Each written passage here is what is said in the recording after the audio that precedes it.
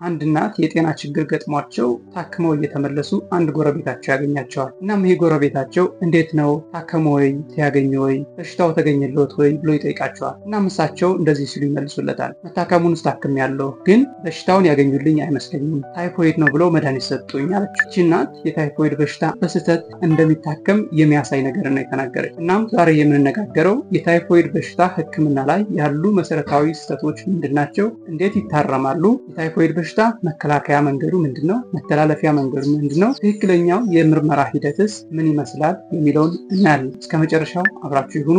እንዲሁም ደግሞ ሳብስክራይብ በማድረግ ቤተሰብ ሁኑ።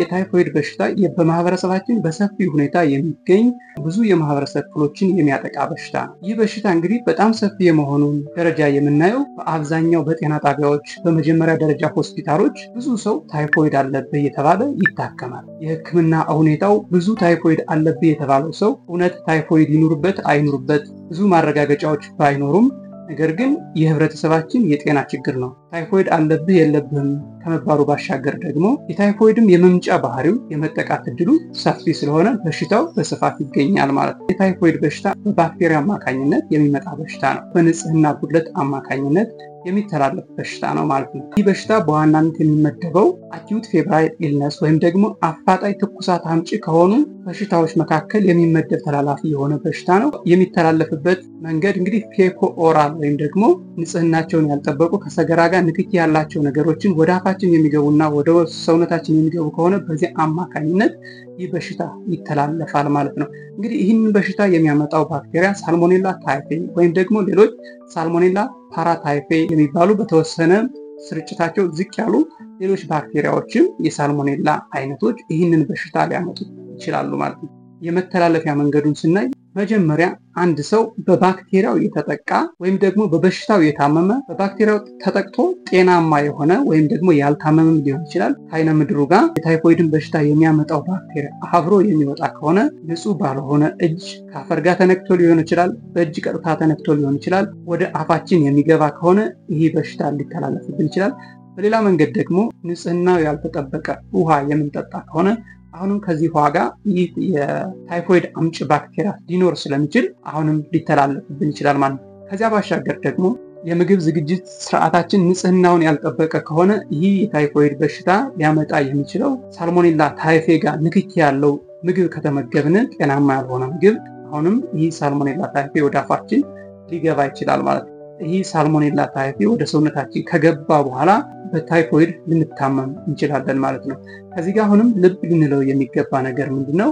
ሳልሞኔላ ታይፌ የተበከለ ምግብ፣ ውሃ ወይም ደግሞ በእጃችን አማካኝነት ወደ ሰውነታችን ከገባ በኋላ ወዲያውኑ በሽታ ሆኖ አይዘንም። ይህ በሽታ አምጪ ተዋሲያን ወደ ሰውነታችን ከገባ ጊዜ ጀምሮ በሽታ ምልክቶቹ እስከምናሳይበት ጊዜ ያለው ጊዜ ኢንኩቤሽን ፔሪየድ ወይም ደግሞ የመደላደያ ጊዜ ይባላል። ይህንን ጊዜ ማወቅ በሽታው የት እንደያዘን ከየት እንደመጣ ለማወቅ በእጅጉ ይጠቅመናል ማለት ነው። ይህ ጊዜ እንግዲህ ለታይፎይድ በአማካኝ ከ8 እስከ 14 ቀን ይጨርሳል ማለት ነው። ይህ ማለት እንግዲህ ምንድነው?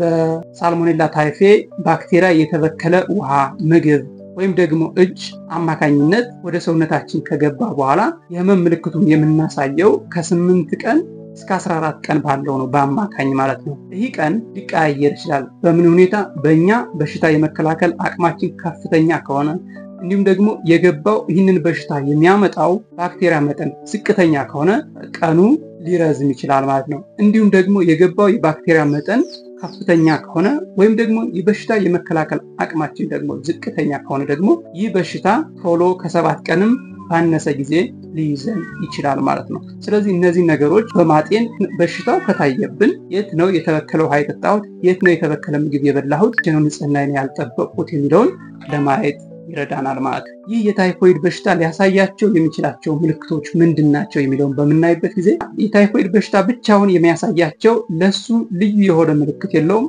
ይህ የታይፎይድ በሽታ የሚያሳያቸው ምልክቶች የወል የበሽታ ምልክቶች የምንላቸው ወይም ደግሞ ነን ስፔሲፊክ የሆኑ የበሽታ ምልክቶች ነው የሚያሳይ ማለት ነው። በዋናነት የታይፎይድ በሽታ ከሚያሳያቸው መሰረታዊ ምልክቶች አንድ ታይፎይድ አለበት ተብሎ ሊጠረጠር የሚችል ሰው የግዴታ ሊያሳየው የሚችለው ምልክት ሙቀት ማሳየት ግዴታ ነው። ይህ ሙቀት ደግሞ ዝግ እያለ የሚጨምርና ከፍተኛ ደረጃ የሚደርስ አይነት ሙቀት የሚያሳይ ከሆነ ይህ ሰው የታይፎይድ ምልክት አለው ልንል እንችላለን ማለት። ከዚህ ባለፈ ደግሞ አሁንም በሌሎች በሽታዎችም ጭምር ሊታዩ የሚችሉ የበሽታ ምልክቶች እንደ ራስ ምታት፣ ድካም፣ ማቅለሽለሽ፣ የምግብ ፍላጎት መቀነስ፣ ሆድ ድርቀት፣ የቆዳ ሽፍታዎች፣ እንግዲህ የሰውነት ማበጥ፣ የሆድ መነፋት ከጉበታችን ማበጥ ጋር ተያይዞ እነዚህ ችግሮችም ሊከሰቱ ይችላሉ ማለት ነው። እነዚህ ምልክቶች ግን በታይፎይድ በሽታ ብቻ የሚመጡ ምልክቶች አይደሉም። በሌላም በብዙ በሽታዎች ሊመጡ የሚችሉ ምልክቶች ስለሆኑ የግድ እነዚህ ምልክቶች ስላሉ ታይፎይድ አለብኝ ብለን ልንል አይገባም ማለት። ሌላ ኮንሲደር ልናደርጋቸው ግምት ውስጥ ልናስገባቸው የሚገቡ መሰረታዊ ነገሮች ይኖራሉ ማለት ነው። ሌላው ደግሞ በሽታው ረጅም ጊዜ እየቆየ ሲሄድ የአንጀት ግድግዳ መቁሰል ሊያመጣ ይችላል። እንዲሁም ደግሞ መድማት ሊያመጣ ይችላል። እንዲሁም ደግሞ ባክቴሪያው በመላ ሰውነታችን በደማችን ውስጥ ሊሰራጭና ከፍተኛ ደረጃ የባክቴሪያ ኢንፌክሽን አምጥቶ ሴፕሲስ ሊሆን ይችላል። ከዚህም ባለፈ ደግሞ ወደ ነርቭ ስርዓታችን የሚገባ ከሆነ ደግሞ የማጅራት ገትር አይነት ምልክቶችንም ሊያሳየን ይችላል። ታይፎይድ በሽታ ከቀላል ምልክቶች እስከ ሞት ድረስ ሊያደርስ የሚችል በሽታ ነው ማለት ነው። ምልክቶችን ካየን ይህ የታይፎይድ በሽታ እንዴት ነው የሚመረመረው የሚለውን ማየት ያስፈልጋል። ታይፎይድ ምርመራ የላብራቶሪ ምርመራ ዘዴ የለውም። አሁን ባለው ሁኔታ በድሮዎች ጋይድላይኖች የዋይዳል ቴስት ደካማ ጎኖችን ቢኖሩት ይህ ምርመራ ከዚህ በፊት በድሮ በቆዩት ጋይድላይኖች የታይፎይድ በዋይዳል ቴስት ይመረመር ነበር።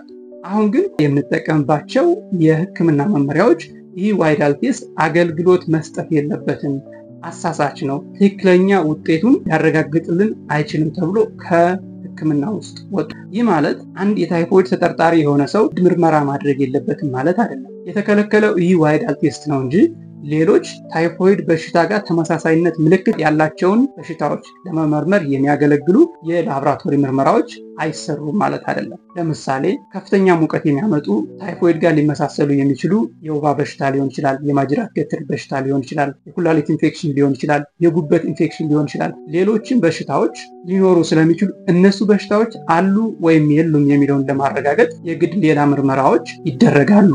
ነገር ግን አንድ ሰው ታይፎይድ አለበት ወይም ደግሞ የለበትም ተብሎ ለማረጋገጥ የዋይዳል ቴስት በመመሪያ የተከለከለ የሚያሳስት የምርመራ ዘዴ ስለሆነ ጋይድላይኖች የከለከሉት ነገር ነው። እሱን ማድረግ አያስፈልግም። ሌላው ደግሞ ለምንድን ነው የተከለከሉ የምርመራ ዘዴዎችን የምንጠቀመው የሚለውን ማየት ያስፈልጋል። ብዙ ጊዜ የሕክምና ተቋማት የውስጥ ገቢያቸውን የሚያገኙት ወይም ደግሞ ትርፍ የሚያገኙት የላብራቶሪ ምርመራ ውጤቶች ላይ ስለሆነ ይህ የላብራቶሪ ዘዴ ደግሞ ብዙ የተወሳሰበ መሳሪያ የማይጠይቅ እንዲሁም ደግሞ ሪኤጀንቱም ርካሽ ከመሆኑ ጋር ተያይዞ የትኛውም የሕክምና ተቋም አፎርድ ማድረግ የሚችለው በየትኛውም የባለሙያ ስኪል ሊተገበር የሚችል ስለሆነ ያንን ገቢ እንዳይቋረጥ ከሚል እሳቤ ይሄ የዋይዳል ቴስት ፕራክቲስ የሚደረግበት ሁኔታ አለ። አንዳንዴ ደግሞ ሰው በድሮ መመሪያ የመጠቀም ሂደትም ስላለ የዋይዳል ቴስት አገልግሎት እየሰጠ ይገኛል። ስለዚህ አሁን የምንመረመር ሰዎችን በዚህ በዋይዳል ቴስት የምንመረመር ከሆነ የታይፎይድ ምርመራ ነው ከተባልን ገንዘባችንና አላግባብ ደግሞ ደማችን ነው ለምርመራ የምናባክነው እንጂ የምናገኘው ጥቅም የለም። ወይም ደግሞ እንደገና እንሳሳታለን። የተሳሳተ ምርመራ ውጤት እንዲመጣ ምክንያት ሊሆን የሚችል ዘዴ ነው ማለት ነው። የታይፎይድ ምርመራና ሕክምና ችግሮች በዋናነት በምናይበት ጊዜ ሰው ታይፎይድ ሳይኖርበት ታይፎይድ አለብህ እንዲባል የሚያደርጉት ነገሮች እንዲሁም ደግሞ ታይፎይድ እያለበትም ደግሞ የለብህም እንዲባልም ሊያደርጉ የሚችሉ በጣም መሰረታዊ የሆኑ ችግሮች አሉ። እነዚህን ችግሮች ግን ምንድን ያመጣቸው በምንልበት ጊዜ በዋናነት አንደኛው ታይፎይድ የሚያሳየው ምልክቶች የወል የበሽታ ምልክቶች መሆናቸው፣ ሌሎች በሽታዎችን ቢኖርብን ታይፎይድ ለማለት የሚያስደፍር አስቻይ ሁኔታ መኖሩ፣ ሌሎች በሽታዎች ያመጡትን ምልክቶችንም የታይፎይድ ነው ብሎ በመደምደም እንድንሳሳት ያደርጋል። ሌላው ደግሞ ያው የማረጋገጫ የላብራቶሪ ምርመራ የሌለው መሆኑ፣ ከዚያ በተጨማሪ ደግሞ የተጋላጭነትና የበሽታ ስርጭቱ አሁንም በማህበረሰባችን ላይ በሰፊው ሁኔታ ያለ በመሆኑ አሁን የታይፎይድ በሽታ በቅድሚያ ከሚጠረጠሩ የበሽታ አይነቶች ከመሆኑ ጋር ተያይዞ እንግዲህ ታይፎይድ በስፋት ታይፎይድ አለብህ እየተባለ ዲያግኖስ ይደረጋል፣ መድኃኒትም ይሰጣል ማለት ነው። ሌላው አስተማማኝ ያልሆነ የላብራቶሪ የምርመራ ዘዴን መጠቀም እንግዲህ ዋይዳል ቴስትን የምንጠቀም ከሆነ አሁንም ይህ ዋይዳል ቴስት ደግሞ የሚያሳስት የምርመራ ውጤት ስለሚሰጠን አሁንም ሰው ሳይኖርበት ታይፎይድ አለብህ እየተባለ ሊታከም ይችላል ማለት ነው። ሌላው ስለ ታይፎይድ በሽታ ያለን ግንዛቤ ዝቅተኛ መሆን ነው። ሰውነት ሙቀት እንኳን ሳይኖረው ራስ ምታት ስላለው የመገጣጠሚያ ህመም ስላለው የሆድ ህመም ስላለው አይ ከዚህ በፊት ታይፎይድ ስለነበረብኝ አሁንም ደግሞ ታይፎይድ የተነሳብኝ የሚል ስሜት በመኖሩና ጤና ባለሙያዎች ላይ ታይፎይድ እንዳለበት ግፊት በማድረጉ ምክንያት አሁንም ይሄ የታይፎይድ የህክምና ስርዓት የተዛባ እንዲሆን ምክንያት ሊሆን ይችላል ማለት ነው። ሌላው ምን ችግር ሊያመጣ ይችላል? ይህ የተዛባ የታይፎይድ ህክምና ስርዓት ምን አይነት ችግሮችን ሊያመጣ ይችላል የሚለውን በምናይበት ጊዜ ከታይፎይድ በሽታ ጋር ተመሳሳይ ምልክት ያላቸው በሽታዎች በስርዓት እንዳይመረመሩና እንዳይገኙ በማድረግ የተደበቀ በሽታ ለረጅም ጊዜ እንዲጎዳን ምክንያት ሊሆን ይችላል። ውስብስብ የጤና ችግሮችንም እንዲያስከትል በጊዜው እንዳይታከም ምክንያት ሊሆን ይችላል ማለት ነው ይህ የታይፎይድ በሽታ። ከዛ ባለፈ ደግሞ በሽታ የተላመደ ባክቴሪያ እንዲፈጠር ያደርጋል። ሁል ጊዜ አንድ ሰው ታይፎይድ ነው እያልን ተመሳሳይ መድኃኒት በምንሰጥበት ጊዜ ሰውም ደግሞ መድኃኒቱን በሚገባው ልክ ስለማይጨርሰው እንዲሁም ደግሞ ታይፎይድ ነው የተባለው በሽታ ሌላ የባክቴሪያ ኢንፌክሽንም ሊሆን ስለሚችል ይሄ ደግሞ በበቂ ሁኔታ ላይታከም ስለሚችል አሁን በበቂ ሁኔታ ያልታከመ በሽታ አምጪ ተዋሲያን ደግሞ መድኃኒት እየተላመደ የመሄድ እድሉ ከፍተኛ ስለሚሆን አሁንም መድኃኒት የተላመደ የታይፎይድ በሽታና ሌሎች በሽታዎችን እንዲፈጠሩ ምክንያት ሊሆን ይችላል ማለት ነው። ሌላው የህክምና ወጪ እንዲጨምር ያደርጋል። ከዚያም ባለፈ ደግሞ አላግባብ የሚወስዳቸው መድኃኒቶች አላስፈላጊ የሆነ የመድኃኒት የጎንዮሽ ጉዳትን ተጠቂ ሊሆን ይችላል ማለት ነው። እነዚህ ነገሮች ሁሉ እንግዲህ ታይፎይድን በአግባቡ ካለማከም ጋር ተያይዘው ሊመጡ የሚችሉ ችግሮች ሊሆኑ ይችላሉ ማለት ነው። የታይፎይድ በሽታ የምርመራ ሂደት በምናይበት ጊዜ እንግዲህ ጋይድላይኖች ወይም ደግሞ የህክምና መመሪያዎች በቀጥታ እንዳስቀምጡልን የታይፎይድ ምርመራን እንዴት አድርገን መመርመር እንዳለብን የኢትዮጵያ የህክምና መመሪያዎች በሚገባ አስቀምጦታል። ይህም ምንድነው? አንድ ሰው ታይፎይድ አለበት ለመባል የግድ ከፍተኛ የሆነ ሙቀት ሊኖረው ይገባል ነው። ከፍተኛ የሆነ ሙቀት ካለው አንድ ሰው ለታይፎይድ በሽታ ተጠርጣሪ ሊሆን ይገባል። ከዚያ ባለፈ ደግሞ ከዚህ በተጨማሪ ይህ ሙቀት ከፍ እያለ እየጨመረ የሚሄድ ሙቀት መሆን መቻል አለበት። ከዚያ ባለፈ ደግሞ ቢያንስ ከ3 ቀን እስከ 5 ቀን ሊቆይ ይገባል ማለት ነው እንጂ ዛሬ ተነስቶ ከፍ ያለ ሙቀት ታይፎይድ ነው ተብሎ ወዲያውኑ ድምዳሜ ሊሰጠው አይገባም ማለት ነው። ከዚያ በተጨማሪ ደግሞ ተጋላጭነቱ ሊታይ ይገባል ማለት ነው። እንግዲህ አንድ ሰው ታይፎይድ ሊያዝ የሚችለው ለታይፎይድ አምጪ ተዋሲኑ ተጋላጭ ሲሆን ነው። ለምሳሌ በሚገባ የእጅ ንጽህና የማይጠብቅ ሊሆን ይችላል። ጤናማ ያልሆነ ወይም ደግሞ ንጽህናውን ያልጠበቀ ውሃ የመጠጣት እድል ያለው ሰው እንዲሁም ደግሞ ንጽህናው ያልተጠበቀ ምግብ የመብላት እድል ያለው ሰው ለዚህ ለታይፎይድ በሽታ የመጋለጥ እድል አለው ተብሎ ይታመናል። በእርግጥ ይህ ብዙ ሰዎችን ተጋላጭ የሚያደርግ ተወሰኑ የተሻለ ፕሮቶኮል ያላቸው ሰዎች ካልሆኑ ለዚህ ነገር ማንኛውም ሰው ተጋላጭ ሊሆን ይችላል። በሶስተኛ ደረጃ ግን አሁንም አንድ ሰው ታይፎይድ አለበት ለመባል ሊያሟላው የሚገባ መስፈርት አለ። የግድ ሌሎች የታይፎይድ አይነት የበሽታ ምልክቶችን ሊያመጡ የሚችሉ በሽታዎች እንደሌሉበት መረጋገጥ መቻል አለበት። እነዚህ ሳይረጋገጡ የታይፎይድ በሽታ ነው ብለን ውሳኔ የምናሳርፍ ከሆነ እነዚህ ከታይፎይድ ጋር ተመሳሳይ የሆነ ምልክት ሊያሳዩ የሚችሉ ከፍተኛ የጤና ጉዳት ሊያመጡ እስከ ሞትም ድረስ ሊያደርሱ የሚችሉ በሽታዎች ሳይታዩ ተደብቀው ይቆዩና ለታይፎይድ በትክክል እየታከምን ነው ብለን በስተት ለታይፎይድ እየታከምን እነዚያ በሽታዎች ከፍተኛ የጤና ችግር ሊያመጡብን ይችላሉ፣ እስከ ሞትም ሊያደርሱ ይችላሉ ማለት ነው። ቢያንስ ታይፎይድ ተብሎ ለመታከም አንድ ሰው የሳምባ ምች እንደሌለበት እርግጠኛ መሆን ያስፈልጋል። የወባ በሽታ እንደሌለበት እርግጠኛ መሆን ያስፈልጋል። የኩላሊት ኢንፌክሽን እንደሌለበት እርግጠኛ መሆን ሊያስፈልግ ይችላል። የጉበት ኢንፌክሽን እንደሌለበት እርግጠኛ መሆን ሊያስፈልግ ይችላል። ሌሎችም ከታይፎይድ ጋር ተመሳሳይ የሆኑ በሽታ ምልክቶችን ሊያመጡ የሚችሉ በሽታዎች እንደሌሉበት መጀመሪያ እርግጠኛ መሆን ያስፈልጋል ማለት ነው።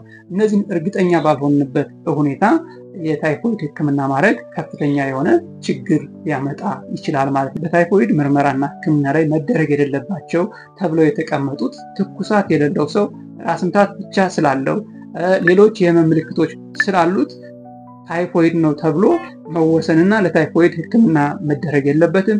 እንዲሁም ደግሞ ለታይፎይድም ደግሞ የላብራቶሪ ምርመራ መደረግ የለበትም። ዋይዳል ቴስት ምርመራ መታዘዝ የለበትም ነው። ሌላው ደግሞ ታይፎይድ አለብኝ መርምሩ ወይም ደግሞ መድኃኒት ስጡኝ ብሎ የሚመጣ ታካሚ ሙቀት መጠኑ መጨመሩ ሳይረጋገጥ አሁንም የታይፎይድ መድኃኒት መስጠትም እንዲሁም ደግሞ የዋይዳል ዌይትሌክስ ምርመራን ማድረግም አግባብ እንዳልሆነ መመሪያዎቹ ያስቀምጣሉ። ሌላው ረብ በሌለው ወይም ደግሞ በተከለከለ ላብራቶሪ ዘዴ ምርመራ ማድረግ እና በዚያ የምርመራ ውጤት ላይ ተማምኖ አንድን ሰው ታይፎይድ አለብህ ወይም ደግሞ የለብህም ማለትም ስህተት እንደሆነ አሁንም የሕክምና መመሪያዎቹ በግልጽ ያስቀምጣሉ ማለት ነው። ስለዚህ እነዚህ ነገሮች ማድረግ የሌለብን ነገሮች ናቸው። አንድ ሰው ታይፎይድ አለብህ ለመባል አንደኛ ከፍተኛ የሆነ ሙቀት ሊኖረው ይገባል። ሁለተኛ ደግሞ ለታይፎይድ በሽታ አጋላጭ የሆኑ ነገሮች ሊኖሩት ይገባል። በሶስተኛ ደረጃ ከታይፎይድ ጋር ተመሳሳይ የሆኑ የበሽታ ምልክቶችን ሊያሳዩ የሚችሉ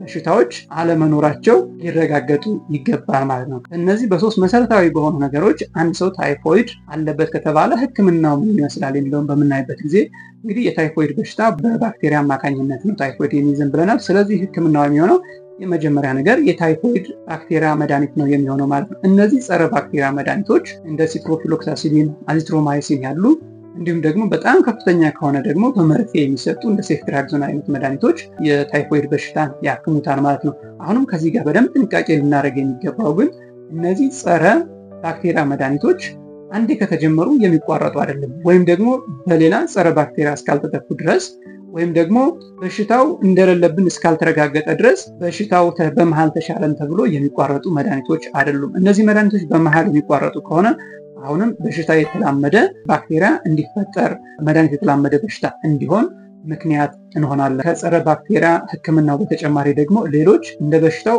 ክብደትና ቅለት ሌሎች አጋዥ የሆኑ ሕክምናዎች ይኖራሉ። እነዚህ የሙቀት ማብረጃ መድኃኒቶች፣ የህመም ማስታገሻ መድኃኒቶች፣ በሽታው ከፍ ያለ ደረጃ የደረሰ ከሆነ ደግሞ አሁንም ለሰውነታችን አስፈላጊ የሆኑ የምግብነት ይዘት ያላቸው ወይም ደግሞ ነፃ ፈሳሾች በመርፌ መልክ ሊሰጥ ይችላል ማለት ነው። ስለዚህ የሕክምና ሁኔታው በዚህ መልኩ ይቀጥላል ማለት ነው። እነዚህ ለአጋዥ የሆኑ መድኃኒቶች የጤና ሁኔታችን እየተሻሻለ ሲሄድ ወይም ደግሞ ህመሙ ሲታገስልን ቋረጡ የሚችሉ ነገሮች ናቸው። ታይፎይድ በሽታ መከላከያ መንገዶቹ ምንድናቸው የምንለውን በምናይበት ጊዜ እንግዲህ የታይፎይድ በሽታ የሚመጣው በንጽህና ጉድለት ነው ወይም ደግሞ መተላለፊያ መንገዱ ፌኮ ኦራል ነው ብለናል። ፌኮ ኦራል ማለት ፌሰስ ማለት አይነ ምድር ነው። እንዲሁም ኦራል ማለት ደግሞ አፍ ነው። ከሰገራ ተነስቶ ወደ አፋችን የሚገባ ከሰገራ ጋር ንክኪ ያለው ነገር ወደ አፋችን የሚገባ ነገር ካለ ይሄ በሽታ ይከሰታል። ስለዚህ እነዚያ መንገዶች መዝጋት ይሆናል ማለት ነው። የመከላከያ መንገዱ የምግባችን ንጽህና መጠበቅ ያስፈልጋል ማለት ነው። የምግብ ንጽህና የሚጠበቀው መጀመሪያ ምግቡን ከማዘጋጀታችን በፊት ምግቡ ንጽህናውን መጠበቅ ያስፈልጋል የዝግጅት ሂደቱን። ከዚያ ደግሞ ከበሰለ በኋላም እንደዚሁ በንጽህና መመገብ ያስፈልገናል ማለት ነው። ሌላው የውሃ ንጽህናን መጠበቅ ነው። የውሃ ንጽህናም የሚጠበቀው መጀመሪያ የሚቀዳበት ሶርሱ ንጹህ መሆኑን መረጋገጥ ነው። ሶርሱ ንጹህ ካልሆነ ደግሞ ውሃውን ማከም ሊያስፈልግ ይችላል፣ እንዲሁም ማፍላት ሊያስፈልግ ይችላል። እነዚያን ነገሮች ካደረግን በኋላ ያልተበከለ ዕቃ ላይ መቀመጡን እርግጠኛ መሆንና በንጽህና መጠጣቱን እርግጠኛ መሆን ይጠበቅብናል ማለት ነው። ሌላው ደግሞ በዋናነት የሚያስፈልገው በ5 ወሳኝ ሰዓታት እጅን በሳሙና በአግባቡ መታጠብ የታይፎይድ በሽታን ለመከላከል ወሳኝ የሆነው ነገር ነው ማለት ነው። 5 ወሳኝ የእጅ መታጠቢያ ሰዓታት የምንላቸው ከሽንት ቤት መልስ እጃችን በአግባቡ በሳሙና መታጠብ፣ ህፃናትን ካጸዳዳን በኋላ በአግባቡ በሳሙና እጃችን መታጠብ፣ ምግብ ከመመገባችን በፊት እጃችን በአግባቡ በሳሙና መታጠብ፣ ከማዘጋጀታችን በፊት እንደዚሁ እጃችን በአግባቡ በሳሙና መታጠብ፣ ህፃናትን ከማጥባታችንና ከመመገባችን በፊት እንደዚሁ እጃችን በአግባቡ በሳሙና መታጠብ የታይፎይድ በሽታን ለመከላከል ይረዳናል ማለት ነው። እነዚህ ነገሮች በሚገባ የምናደርግ ከሆነ በታይፎይድ በሽታ የመያዝ እድላችን ሙሉ ለሙሉ ማስቀረት እንችላለን ማለት ነው። ምክንያቱም የታይፎይድ በሽታ ሰውን ብቻ የሚያጠቃ ከሰው ወደ ሰው ብቻ የሚተላለፍ በንጽህና ጉድለት ምክንያት ብቻ የሚመጣ በሽታ ስለሆነ እነዚህ ነገሮች ካደረግን በዚህ በሽታ የመያዝ እድላችን መቀነስ እንችላለን ማለት ነው።